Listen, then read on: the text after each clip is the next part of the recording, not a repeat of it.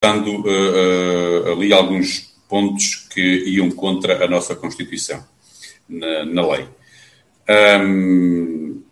O que é que te apraz dizer em relação a isto? Isto porquê? Porque depois de ter sido aprovado, o Carlos também falou aqui no timing, mas, portanto, o Tribunal Constitucional alertar para alguns pontos que vão contra a nossa Constituição não é uma chamada de atenção de que esta lei em particular não deve ser mais pensada por todos nós, com mais calma, e não aproveitar assim na primeira oportunidade de aprovar-se uma lei. Percebes o que eu estou a perguntar? Sim, é assim. Eu, em primeiro lugar, aqui eu gostava de dizer aquela que é a minha posição sobre a lei da despenalização da morte medicamente assistida. Eu acho que eu sou a favor e acho que é um passo importante no nosso país na escolha da dignidade.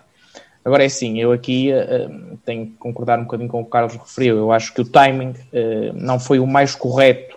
Acho que deveria ter sido noutra altura e não na que foi. Sim, parece que andamos às escondidas e não havia necessidade disso. É, de facto, um tema muito complexo, um tema muito delicado e, portanto, tem que ter, de facto, uma lei muito clara, muito precisa, e não podem existir confusões, nem deve ser uma lei que tenha diferentes interpretações. E a Sara aqui tem muito mais experiência do que nós neste campo e pode até dizer-nos, de facto, que se calhar existem muitas leis que têm diferentes interpretações, devido até ao próprio português, e portanto esta tem que ser uma lei clara e uma lei eficaz. E portanto o Tribunal Constitucional chumbou a lei, e agora o diploma de certa forma regressa ao Parlamento, e os partidos que aprovaram têm que tomar decisões, e eu acho que a decisão passa por de facto alterar e torná-la Constituição, e acho que esse deve ser o caminho.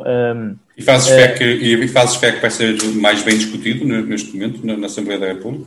Eu espero que sim. Eu considero que o Governo neste momento só tem que respeitar aquela que é a decisão do Tribunal Constitucional e trabalhar no sentido de melhorar este diploma. As instituições do nosso país servem para isso mesmo. O Tribunal Constitucional existe para isso mesmo. Aliás, eu penso que a maioria dos partidos concorda com isso, que o diploma de facto tem que ser melhorado, têm que ser vistas as inconstitucionalidades e garantindo assim a sua viabilização. Agora, eu considero, e aqui eu vou um bocadinho de acordo com o que o Carlos referiu, temos que aproveitar este tempo que temos agora para um debate ainda mais sério, um debate ainda mais esclarecedor sobre esta temática, porque de facto esta é mesmo uma temática muito complexa, muito delicada, porque mexe com a própria dignidade das pessoas. Claro. Muito bem, Pedro. Sara, então agora aqui a tua opinião. Depois nesta semana, eu queria só recordar que, entretanto, nesta semana a lei, esta mesma lei foi aprovada em Espanha. Portanto, não sabemos até que ponto é que é coincidente com a nossa, porque isto realmente é como o Pedro e o Carlos já lembraram, a lei pode ter, é preciso ter muito cuidado, não é? E aqui Sim. realmente nós aproveitámos o teu entendimento na matéria para nos esclarecer os cuidados que nós devemos ter com... É verdade.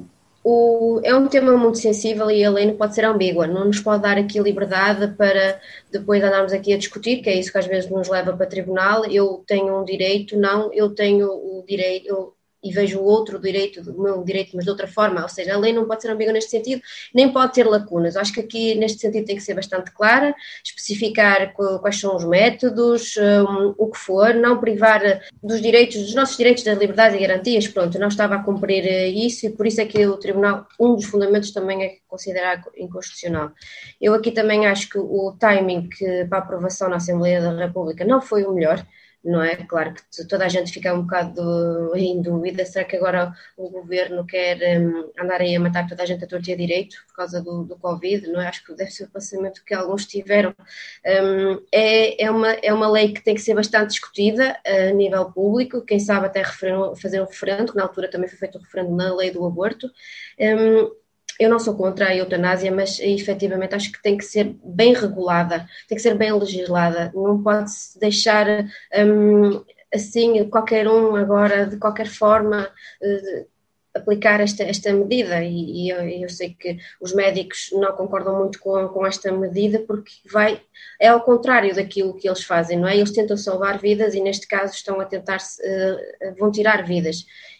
Mas também, para além disto, as pessoas se calhar também querem que esta lei seja aprovada, conforme o Carlos também já referiu, porque nós não temos os cuidados necessários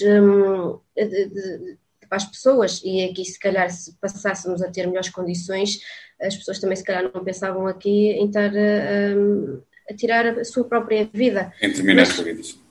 Exatamente. Este é um assunto bastante sensível, eu acho que tem que ser discutido e não pode ser assim do pé para a mão, aprovado sem qualquer critério e ainda por cima vendo que estamos aqui perante leis, artigos, o que seja, que eu não li a lei, não sei qual foi o caso, não sei o que é que está aqui em questão, mas se o Tribunal considera inconstitucional, esta lei não pode ser aprovada. Muito bem. Muito bem, jovens. Vamos então avançar sem medo para o Velho do Restelo. E esta semana temos aqui um bocadinho então de tempo para o Velho do Restelo e eu, no Velho do Restelo, queria trazer aqui aquele momento em que estamos, portanto, nós, até este momento em que estamos a gravar, os profissionais de saúde, enfermeiros e médicos ainda não tinham recebido o subsídio de risco que lhes tinha sido prometido.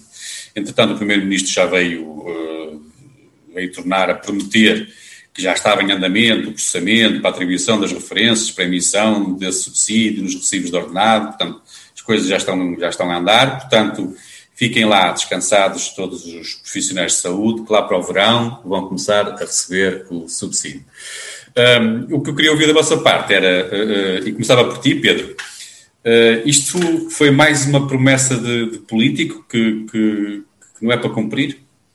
Ou tens mesmo... Ou não, isto agora vai ser cumprido, não é? Portanto, eles vão receber. É tarde, devia ter sido em fevereiro, vai ser em maio ou junho, mas vai ser cumprido.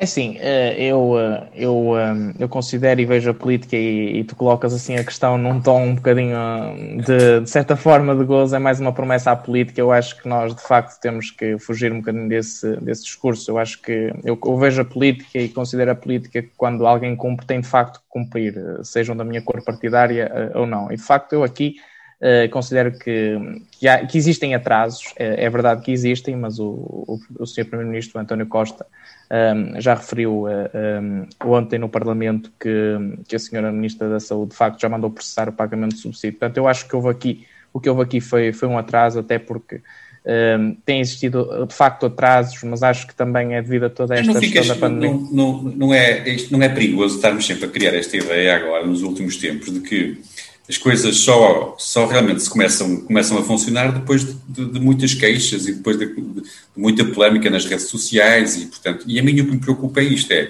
as coisas neste momento parece que só estão a funcionar depois de haverem queixas e das pessoas começarem a queixar, quer dizer, não houve...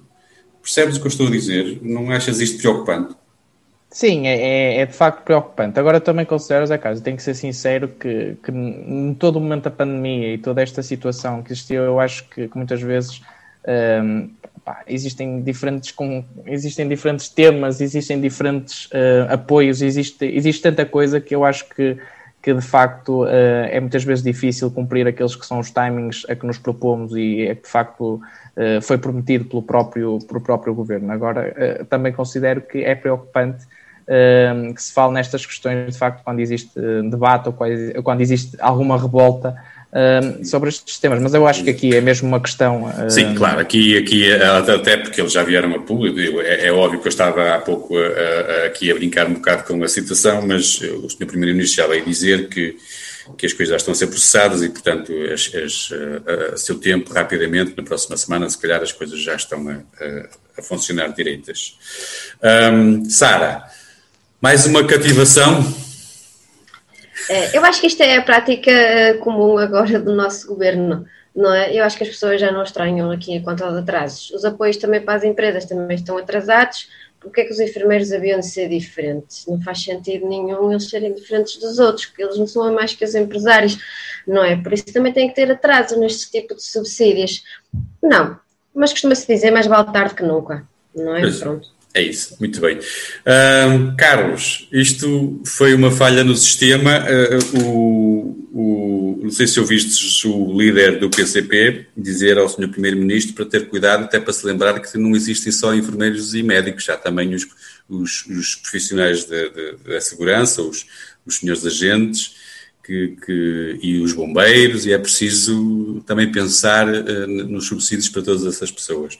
Mas aqui, achas que foi só mais uma falha no sistema ou terá acontecido mais qualquer coisa?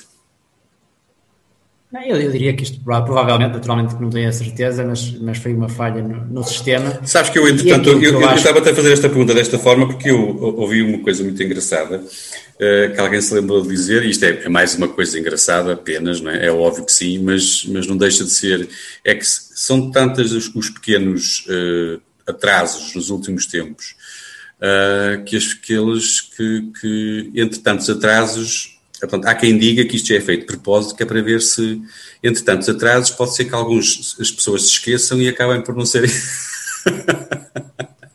Essa de facto é uma teoria interessante.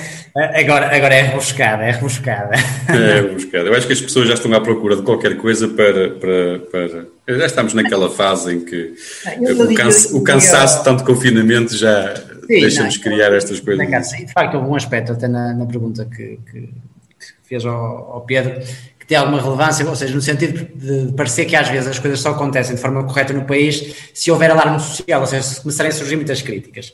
E de facto, essa é uma questão sensível, ou seja, eu acho que não tenho nenhuma dúvida que nós os quatro estamos de acordo que as coisas devem acontecer de forma correta desde o início, ou seja, que não é só porque nunca se deve estar a corrigir as coisas só a reboque de críticas. Naturalmente que se comete algum erro, deve-se corrigi-lo, mas deve-se procurar desde o início fazer as coisas corretamente, mas também é como a Sara diz, não é? Mais vale tarde do que nunca, e portanto que venha, mesmo que seja tarde, que venha.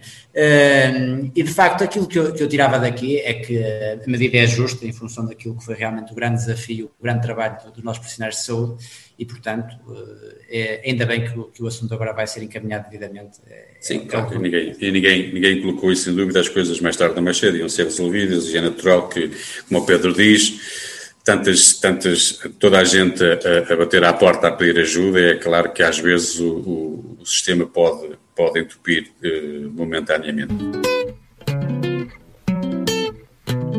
Muito bem, chegamos ao fim do programa de hoje e, para terminar, a partilha desta semana é da responsabilidade da Sara Machado. Portanto, faltou uma semana, agora tenho que trazer aqui... Agora é o castigo. Agora é o castigo, espero bem que a sugestão seja boa. O que é que nos trazes, Sara? Ora, eu então, para animar aqui a malta, não estão cá com coisas nem de letras, não tem nada a ver com a letra, tem mesmo a ver com música, porque eu gosto bastante de rock, esta é uma das minhas bandas preferidas. Trouxe Back in Black dos AC/DC, que é para ver se agora que estamos a começar a desconfinar, se as pessoas também... É mesmo isso, quer dizer, o Pedro a semana passada... o Pedro a semana passada a pedir-nos paciência, tu esta semana AC/DC e Back in Black. Para ter paciência, mas para começar a animar, que é para ver se isto começa, as pessoas deixam de andar deprimidas e ver se conseguimos fazer um bom desconfinamento com esperança. Isto é uma música mais para esperança também, paciência com esperança e para a malta animar. Back in Black é para voltar de preto, mas... Não, por isso é que eu disse, nada a ver com a letra, nada, é só mesmo a música, que é muito boa. Eu acho que se vemos, pelo menos quando a pessoa está um bocado mais em baixo, se ouvir este tipo de música, acho que fica logo mais alegre. Pelo menos eu gosto de ouvir rock quando estou um bocado mais estressada, vá. Muito bem. Meus jovens, vamos para casa então ao som dos AC/DC, que a Sara nos trouxe. Muito obrigado a todos que estiveram desse lado. Não se esqueçam que podem deixar temas, perguntas, críticas, ideias, sugestões na nossa página de Facebook ou mesmo no Instagram. Se quiserem ouvir novamente o programa, ele vai ficar disponível a partir de mais à tarde em todas as plataformas de podcast. Para a semana, à mesma hora, na Rádio Região de Basto, em 105.6 ou 93.1 FM e na Rádio Montemuro, em 87.8 FM. Teremos então, na próxima semana, essa novidade de ouvirmos a opinião jovem, mas com ares de Penafiel. Vamos ter connosco o Tiago José, da JS, a Ana Lourenço, da JST, e o Duarte Graça, do Bloco de Esquerda, todos eles de Penafiel. Estarão comigo neste país, não é para jovens, para mostrar que os jovens têm opinião. Até lá, jovens de Amarante, muito obrigado e até daqui a 15 dias, está bem? Boa tarde, boa semana. Obrigada, boa semana. Boa semana. Boa semana a todos.